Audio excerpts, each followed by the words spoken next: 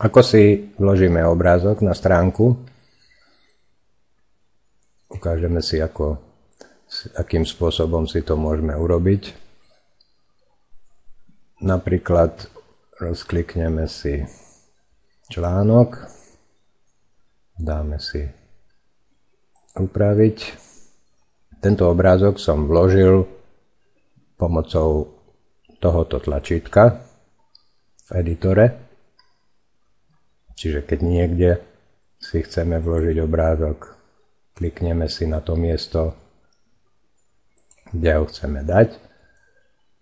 Klikneme na ikonku obrázku, klikneme na túto ikonku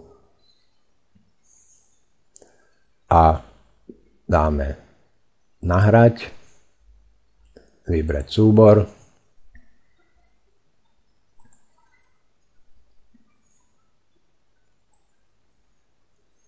Tu si pohľadáme nejaký obrázok a môžeme ho tam vložiť. Zavrieme všetko. Ďalšia možnosť je, tuto neuvidíme, pretože musíme prejsť do inej časti. Ďalšia možnosť je, pridáme obsah, nájdeme si článok, klikneme na článok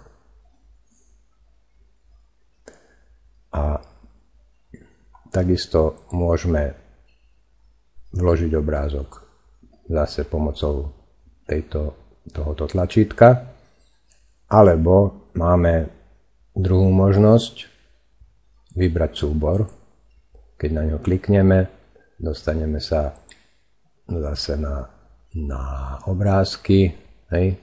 Klikneme si na obrázok a nahráme ho. Toto máme v článku, zavrieme, pridáme obsah a pokúsime sa nájsť základnú stránku. Tu zase možnosť cez toto tlačítko vložiť obrázok. A tu už nemáme túto možnosť, čo sme mali predošle v článku. Nevieme si nahrať obrázok tým druhým spôsobom, takže to si tiež ukážeme, ako si to urobíme. Takže si prejdite na moju stránku drupal.krokzakrokom.eu a tam si pozriete dve nové videá ohľadom vkladania obrázkov a takisto si môžete pozrieť celý základný kurz pre začiatočníkov.